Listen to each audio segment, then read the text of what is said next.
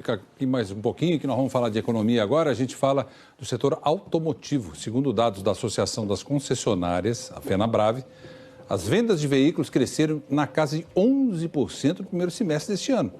E muitos desses negócios são feitos com empresas, e especialmente locadoras. É assunto para Priscila Asbeck. Explica para a gente aí o que está por trás dessa demanda. Priscila, bom dia. Oi, Bernier, bom dia a todos que nos acompanham. O que está sustentando essas vendas de veículos, vendas diretas a empresas, às locadoras, são os motoristas de aplicativo. Então, muitos deles estão vendo que vale mais a pena alugar um carro em vez de comprar. Então, eles alugam um carro, aumenta a demanda das locadoras e as locadoras, com esse aumento de demanda, também acabam comprando mais veículos e é isso que tem sustentado as vendas de veículos, tem sustentado esse aumento na venda de veículos, mesmo diante da crise, mesmo diante do desemprego alto. A gente vai mostrar então para vocês os dados que foram compilados pela consultoria Tendências a partir dessas vendas de veículos registradas pela FenaBrave. E o que a gente vê é que em 2013 as vendas do varejo, que são as vendas para os consumidores finais, pessoa física, representavam mais de 70% do mercado e as vendas diretas para empresas menos de 30%.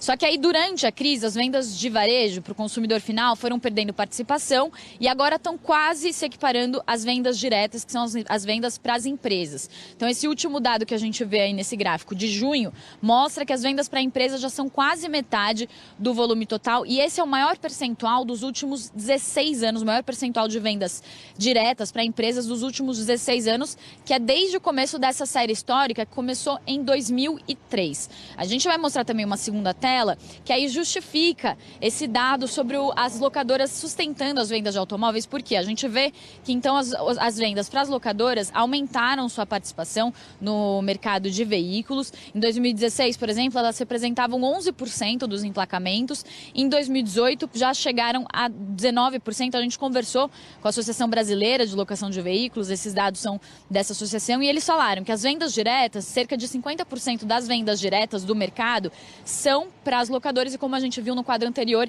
então as vendas diretas aumentando muito. A gente vai conversar sobre esse movimento com o Raniel de Queiroz, que é motorista de aplicativo, e o Raniel foi um desses motoristas, né, que optaram por esse aluguel de veículos em vez da compra, né, Raniel? Qual que foi a conta que você fez para ver que era vantajoso ou não, então, o aluguel? Então, tem a parte da depreciação do veículo, né? Você está com um veículo particular, ele se roda muito, né? E acaba o custo, né, de PVA, licenciamento, combustível e tudo isso acabou pesando no bolso, né? Então eu optei mais por alugar um carro para poder estar trabalhando com o aplicativo. Você me contou então que você gasta R$ 1.500 com o aluguel do veículo por mês. Se você comprasse esse mesmo carro, o Anderson Borges vai mostrar rapidamente, o carro dele está aqui ao lado.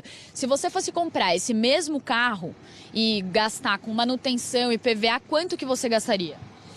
Por volta de R$ 1.500 a R$ 2.000. Isso seria o valor, né? Fora IPVA, licenciamento, combustível, manutenção e por aí vai, né? Porque acaba rodando muito, né?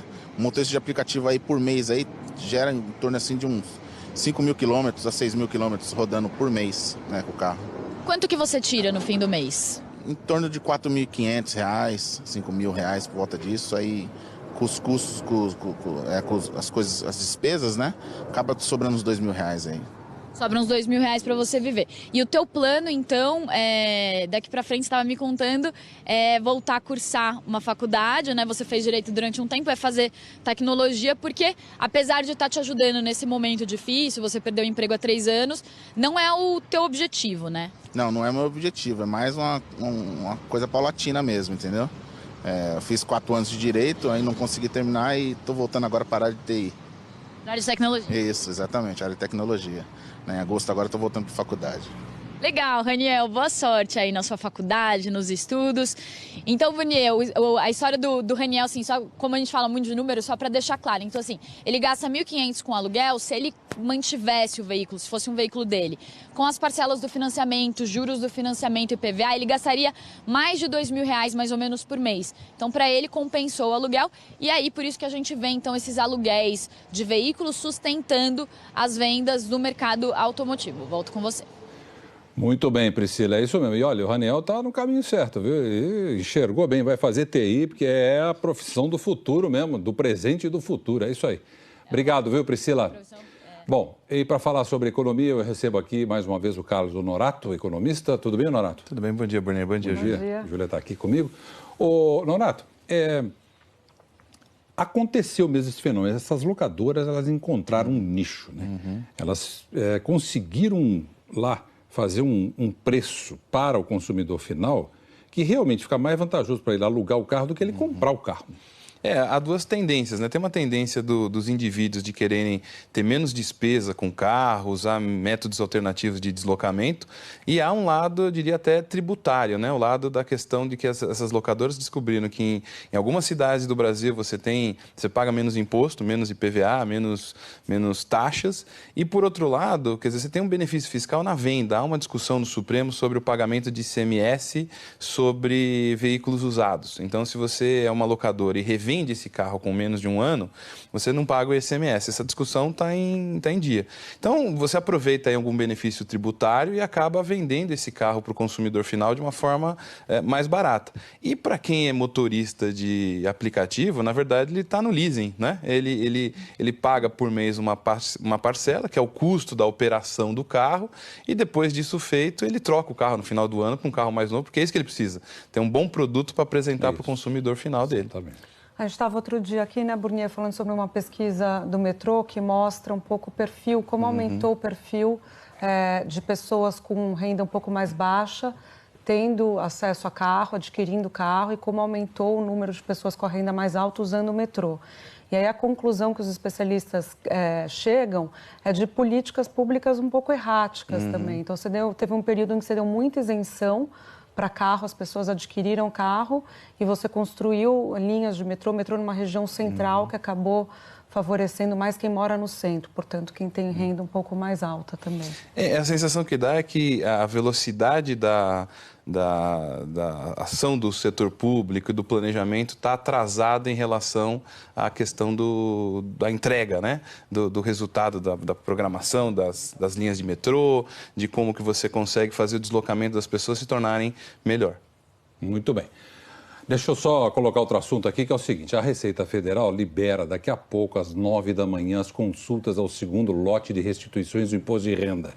3 milhões de contribuintes devem fazer parte dessa lista. O valor pago soma 5 bilhões de reais. Dinheiro será acreditado nas contas bancárias indicadas na declaração na próxima segunda-feira, dia 15. É um alíviozinho bom para todo mundo, né? Não deixa de injetar um pouquinho de dinheiro na economia. Né? Qualquer dinheiro para quem está sem dinheiro é algum dinheiro, né? Até o pessoal que está com restituições atrasadas aí vai ter, né, ficaram na malha fina alguns anos atrás, vão ter condições agora de receber. Então, numa economia que ainda está parada, quer dizer, qualquer estímulo da demanda acaba ajudando um pouco, né? Tinha uma discussão que a equipe econômica estava tocando em relação a quais instrumentos que seriam mais efetivos antes da reforma da Previdência ser aprovada. Então, por exemplo, esse tipo de liberação de recurso, FGTS, será que isso adianta ou só adianta depois da aprovação da reforma?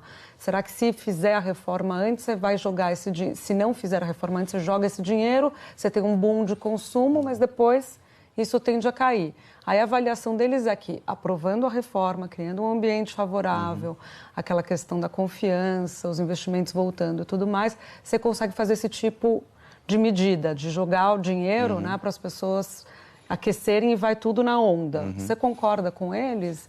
Eu acho que é uma estratégia, né? Quer dizer, a estratégia definida pelo governo é temos que aprovar a reforma da Previdência, né? E aparentemente isso vai sair, né? Se nada acontecer de dramático nos próximos dias, tem que ter atenção muito forte nisso.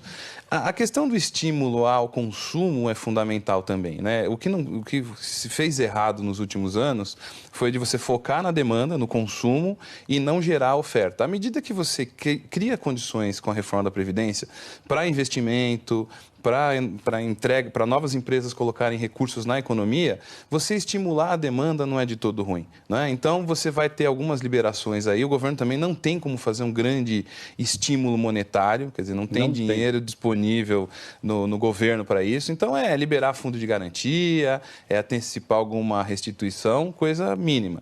Mas, aparentemente, o que a gente tem se informado é que, com a reforma da Previdência, o clima muda. Né? Efetivamente, a expectativa muda, a confiança aumenta e aí eu acho que a gente entra num ciclo positivo, finalmente. Pois é, o clima muda, mas vamos deixar bem claro que a economia real, outro dia a gente estava falando disso aqui, as empresas, indústrias, estão com capacidade ociosa. Então, no primeiro momento, elas podem até produzir mais, mas elas não vão investir. E se ele tem 30%, 40% de capacidade ociosa, ele vai querer primeiro esgotar a sua capacidade de produção para depois pensar em investir. Então, assim, não é uma conta automática, né? Não é, vai destravar a economia de uma hora para outra. O valor econômico hoje traz, inclusive, um programa aí de boas medidas que seriam tomadas depois da aprovação da reforma da Previdência. Você acha que é por aí? Sim, e é um pouco o que a Júlia comentou, quer dizer, você está concatenando algumas decisões. A próxima que já está aí na boca do gol é a questão da reforma tributária. Tem uma proposta muito boa no Congresso, né? Se não tivermos vaidades aí de que o governo quer fazer a proposta dele, os empresários a dele, o Congresso a dele, mas tem uma reforma, uma proposta muito boa dessa questão de unificar impostos e ser mais simples a tributação. A gente precisa parar no Brasil, por exemplo, de querer fazer incentivo regional via tributo. Não, tributo é para você bancar o governo. O incentivo regional tem que vir de outra forma. É infraestrutura, é condição de demanda, condição de oferta, é tecnologia, disponibilidade de internet, disponibilidade de inovação. Então, se a gente conseguir encaminhar a reforma tributária na sequência da reforma previdenciária, a reforma tributária, sim, tem um impacto imediato, né? Desculpe, a proposta que está no Congresso, ela tem uma transição suave aí em 10 anos, em que você também não vai prejudicar quem já investiu. Porque o risco é o empresário já investiu, colocou dinheiro numa determinada região e vem uma reforma tributária que muda essa alocação. Não pode acontecer isso. Agora, você estava falando que o governo não pode fazer incentivo por meio da reforma tributária, empresários e tudo mais, é o que o país faz há muito tempo, né? O gasto tributário brasileiro é muito alto em razão disso. Vários setores com desoneração, a começar pela essa discussão dos exportadores, do agronegócio, que constava o fim da desoneração para eles da reforma, agora voltou 80 bilhões de desoneração que vão continuar e por aí vai, Zona Franca de Manaus, Simples, né? Eu acho que tem alguns pequenos incentivos que tem que se manter, mas muito poucos. Você não pode fazer um capitalismo brasileiro aí com benefícios fiscais. Quer dizer, você tem que criar competitividade, nós temos que ir para o mercado competir efetivamente e não usar o tributo para facilitar determinado setor. Todo mundo tem que pagar mais ou menos a mesma alíquota, imposto sobre bens e serviços tem que ser uma alíquota única e muito cuidado com os CPMFs da vida, né? Quer dizer, se você tiver uma CPMF, que é uma discussão que tem, né? Uma porcentagem de movimentação financeira, sei lá, 2% sobre a movimentação financeira, imagina um país com uma taxa de juros de 4%, 5%, como 5,75%, que é a estimativa do fim do ano, e você tem um imposto de 2%, né? Você vai inviabilizar o investimento da mesma forma. Ô, Júlia, só uma questão.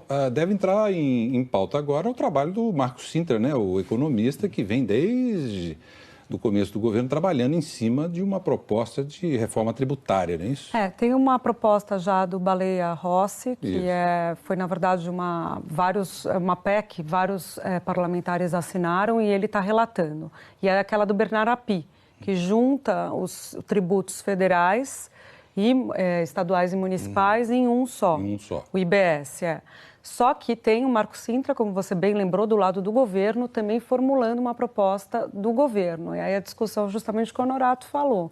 Vai valer qual? Porque já passou na CCJ, a tributária da Câmara, e agora, assim que for aprovada a Previdência na Câmara, o presidente Rodrigo Maia vai instaurar a comissão especial para discuti-la. Então, aí que a gente vai ver se o projeto do governo do Marcos Sintra vai ser apensado a esse projeto de relatoria do Baleia Rossi. Vamos ver como é que vai ficar, como diz o Honorato, a briga de vaidades, né? Vamos ver.